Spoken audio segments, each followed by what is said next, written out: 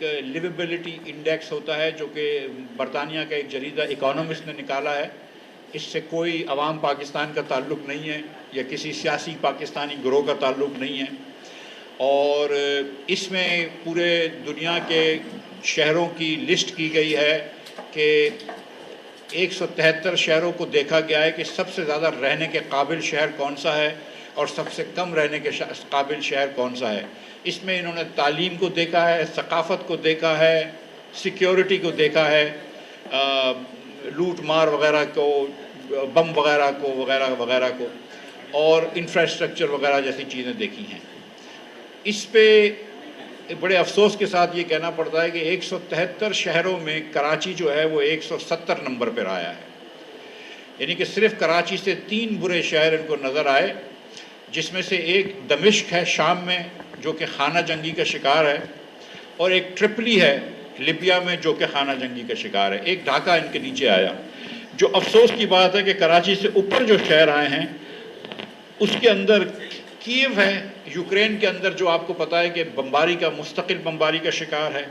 ہرارا ہے زمبابوے میں، یہ بھی کراچی سے بہتر گنا گیا ہے. پورٹ مورسبی ہے، یہ پاپوا نیو گینی کے اندر شہر ہے جدھر کرائم بہت زیادہ ہوتا ہے.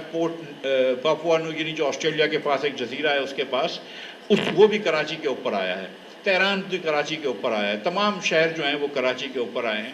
انہوں نے یہ جو برے 10 ہیں اور اچھے 10 کی لسٹ دی ہے، تو اس میں افسوس کے ساتھ کہنا پڑتا ہے کہ 173 میں سے 170 نمبر پر یہ پاکستان کا شہر، یہ پاکستان کا دل، یہ پاکستان کا تجارتی مرکز، یہ پاکستان کا سابق روشنیوں کا شہر جو ہے وہ 173 نمبر پہ آیا ہے. 18 سال سے پیپلز پارٹی کی حکومت ہے، تو اب یہ آپ نہیں کہہ سکتے کہ بھائی جنرل مشرف صاحب کی غلطی تھی یا جنرل ضیاء کی غلطی تھی یا انگریزوں کی غلطی تھی. 1970 تک میں بلدیہ سے الیکشن لڑا ہوں. 1970 تک بلدیہ میں پانی آتا تھا، اب پانی نہیں آتا. پاکستان کا یہ واحد بڑا شہر ہے کہ جس میں آدھے رہائشیوں کو پانی نہیں ملتا، اور اس میں انفارچونیٹلی زیادہ تر علاقے وہ ہیں جو کہ غریب علاقے ہیں جہاں پہ پانی نہیں افورڈ کر سکتے لوگ.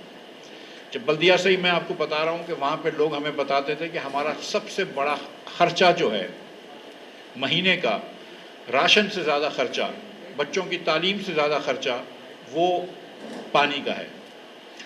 اب آج صورتحال یہ ہے کہ ایک غریب آدمی بھی اور متوسط طبقے کے لوگ تو ظاہر ہے وہ حکومت کی نہ تعلیم کا ادارے استعمال کر سکتے ہیں، کیونکہ وہ تعلیم جو ہے آپ نے ایک دم ختم کر دی ہے.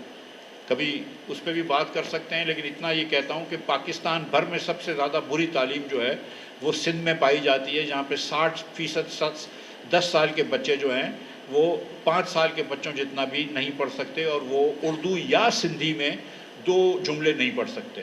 وہ دو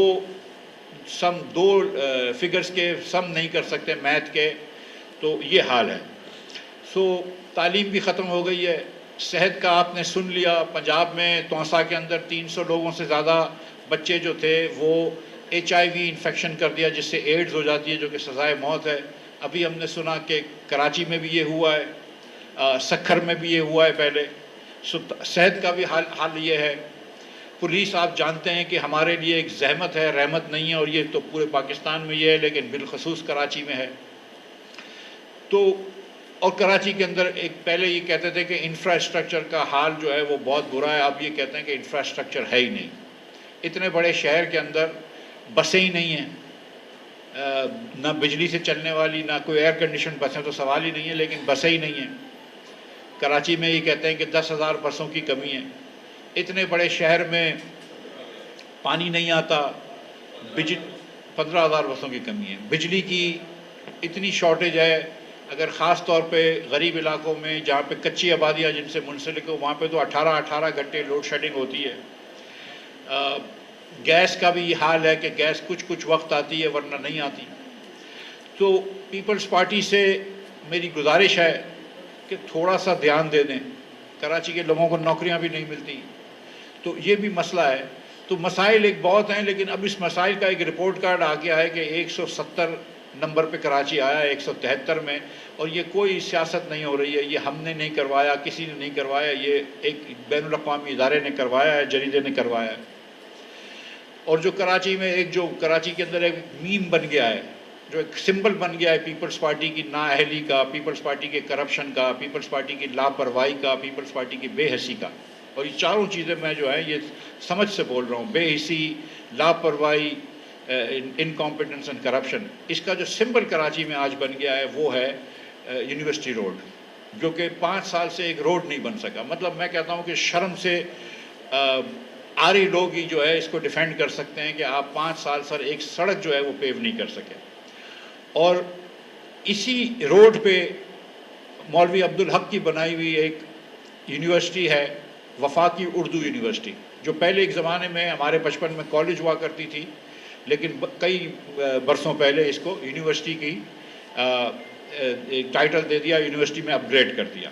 یہ وفاقی یونیورسٹی کے اساتذہ میرے ارد گرد بیٹھے ہوئے ہیں، ان کے صدر بھی بیٹھے ہوئے ہیں میرے ساتھ، روشن صاحب، اور سیکرٹری صاحب اصغر دستی صاحب، پروفیسر عرفان صاحب، پروفیسر قاضی صاحب ریٹائرڈ ہیں۔ اور ان کی میں آج ان کے کچھ سفارشات میں آپ کے سامنے رکھنا چاہتا ہوں، اور آپ کے بدولت میں حکمرانوں کے سامنے رکھنا چاہتا ہوں۔ اس سال وفاقی یونیورسٹی کے اندر 11,000 بچے کراچی کے 2 کیمپسز میں پڑھتے ہیں، اور 6,000 بچے اسلام آباد کے ایک بحریہ انکلیو کے قریب کیمپس میں پڑھتے ہیں۔ وفاقی یونیورسٹی کے اندر 315 اساتذہ ہیں، اسلام آباد اور کراچی ملا کر 2 کیمپسز لائک آئی سیڈ کے کراچی میں ہیں، ایک کیمپس جو ہے وہ اسلام آباد میں ہے۔ وفاقی یونیورسٹی کا 400 کروڑ روپے کا بجٹ ہے۔ اب یہ حکومت وفاق کی یونیورسٹی ہے، اور یہ جتنے بھی اساتذہ ہیں یہ پرماننٹ حکومت کے امپلائیز ہیں، گورنمنٹ کے امپلائیز ہیں۔ آپ جانتے ہیں کہ گورنمنٹ جب وزراؤں کو رکھتی ہے، 50 سے زیادہ وزیر ہیں، مشیروں کو رکھتی ہے، سیکرٹری صاحبان ہوتے ہیں، چیئرمین FBR ہوئے، دوسرے سیکرٹری ہوئے، ان کو کبھی بھی ایسا نہیں ہوتا کہ تنخواہ نہ ملے۔ اگر حکومت نے آپ کو جاب دی ہوئی ہے تو آپ کا ایک سینکشن پوسٹ ہوتی ہے، اس کے سامنے آپ کو جاب دی ہوئی ہے اور آپ کام کر رہے ہیں، تو حکومت کا یہ وعدہ ہے کہ ہم آپ کو اس کا تنخواہ دیں گے۔ یہ جو مجھ سے اور آپ سے ہر صابن خریدنے پہ 18% لیتے ہیں، یہ مجھ سے اور آپ سے تنخواہوں کا 30% 35% حصہ لیتے ہیں، یہ کاروبار سے جو اتنے زیادہ ٹیکسز لیتے ہیں، اس کی وجہ یہ ہے کہ انہوں نے ایک حکومت کے اندر جو ہے وہ تعلیم کی بات کی ہے، صحت کی بات کی ہے، کرپشن کی بھی بات ہوتی ہے، اور ان اساتذہ کو تنخواہ دینا ضروری ہے۔ یہ لوگ جو میرے ارد گرد بیٹھے ہیں یہ چاروں ماشاءاللہ PhD کرے ہوئے ہیں، اس سے بڑی تعلیمی ڈگری نہیں ہوتی ہے، اور یہ بچوں کی تدریس کا کام کر رہے ہیں۔ یہ پرائیویٹ سیکٹر میں بھی کہیں نوکری کر سکتے تھے، یہ ٹیوشن پڑھا سکتے تھے اور اس سے زیادہ پیسے کما سکتے تھے، لیکن انہوں نے بچوں کو تدریس اور تعلیم دینے کا پرفر کیا، اور 100% گورنمنٹ کی سینکشن پوسٹ پہ نوکری کر رہے ہیں اور ان کو تنخواہ نہیں ملتی۔ اس سال جیسے میں نے آپ سے کہا کہ 400 کروڑ روپے کے بجٹ کے سامنے حکومت نے، سن لیجئے، صرف 120 کروڑ روپے دیے۔ پہلے 1000 کروڑ روپے، پہلے 100 کروڑ روپے دیے تھے، پھر جب ہم نے، شاید عباسی صاحب بھی ادھر آئے تھے اور ہم نے بات کی یہاں پہ، اور خالد مقبول صدیقی صاحب سے ہم نے التجا کی میڈیا کے تھرو، تو 20% بڑھا کے 200 کروڑ روپے اور دے دیے، تو پھر بھی 1200 کروڑ روپے ٹوٹل دیتے ہیں۔ 2800 کروڑ روپے کا گیپ ہے۔ اس میں یہ بیچارے اپنے ریسورسز سے جو بچوں کی فیس لیتے ہیں، اور یہ متوسط طبقے کے اور لوور مڈل کلاس کے بچے ان کے پاس جاتے ہیں، 1500 کروڑ روپے فیس بھی جمع کر لیتے ہیں، مگر 1300 کروڑ روپے جو ہے یہ ان کا بجٹ کی شارٹ فال ہے۔ اس کا نتیجہ یہ نکلتا ہے کہ اساتذہ کو 3 مہینے سے تنخواہ نہیں ملی، 3 مہینے سے اپنے اساتذہ کو تنخواہ نہیں ملی۔ ان کے کوئی ٹھیکے نہیں ہوتے، یہ کوئی یونیورسٹی روڈ کے ٹھیکے نہیں لے رہے ہوتے، ان کو ہائیڈرنٹ نہیں دی جا رہے ہوتے، یہ ہائیڈرنٹ کے کرپشن نہیں کر سکتے، یہ ان کے پاس 11 ارب روپے کا جہاز نہیں ہے، ان کے پاس 100 ارب روپے کی Mercedes S class Bullet proof نہیں ہے، ان کے پاس تو صرف ایک اردو کالج کی، اردو یونیورسٹی کی تنخواہ ہے، وہ آپ نے ان کو 3 مہینے سے نہیں دی گئی۔ جو ہمارے بھائی ریٹائرڈ ہو گئے، بھائی اور بہنیں ہماری ریٹائرڈ ہو گئی ہیں، ان کو 4 مہینے سے پینشن نہیں ملی۔ اس کے بعد ان کو 7 سال سے ہاؤسنگ الاؤنس نہیں ملا۔ آپ یہ جانتے ہیں کہ تنخواہ کا ایک بڑا حصہ ان پروفیسر صاحبان کا، جو 2-2.5 لاکھ روپے ان کو ملتے ہیں، اس میں ایک بڑا حصہ ان کا ہاؤسنگ الاؤنس کا ہوتا ہے۔ ان کو 27 مہینے سے تنخواہ نہیں ملی، ہاؤسنگ الاؤنس نہیں ملا، اور 7 سال سے پینشن کے کمیوٹیشن نہیں ہوئی ہے۔ یعنی کہ جس دن آپ ریٹائرڈ ہوتے ہیں تو آپ کی ایک پینشن کمیوٹیشن ہوتی ہے، اور اس پینشن کے بعد اس کمیوٹیشن کے بعد آپ کی پینشن بھی لگ جاتی ہے. اس کمیوٹیشن کے بعد آپ کو پینشن ملنا بھی شروع ہو جاتی ہے اور آپ کو ریٹائرمنٹ کے وقت کچھ چھوٹے سے مناسب سے پیسے ملتے ہیں تاکہ آپ اپنی اگلی زندگی کو آغاز کر سکیں. تو 7 سال سے کمیوٹیشن نہیں ہوا. 2-3 سال پہلے ایک نئے وی سی لگے ہیں, ضابطہ خان شنواری صاحب, یونیورسٹی کے, وہ جو تینوں یونیورسٹیز کو تینوں کیمپسز کے دیکھتے ہیں. وہ کراچی میں کبھی بھی 1 ہفتے سے زیادہ نہیں ٹھہرتے, 1 ماہ میں عموماً 4 دن ٹھہرتے ہیں.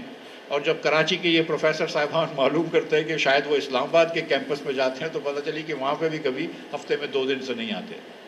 کئی پروفیسرز کو انہوں نے نکال دیا ہے ایلیگلی, اور یہ بھی کہا گیا ہے کہ اگر آپ عملے نے یہ بتایا کہ اگر آپ یہ سمجھتے ہیں کہ ہم نے غلط نکالا ہے تو جاؤ کورٹ کچہری کے چکر لگاؤ.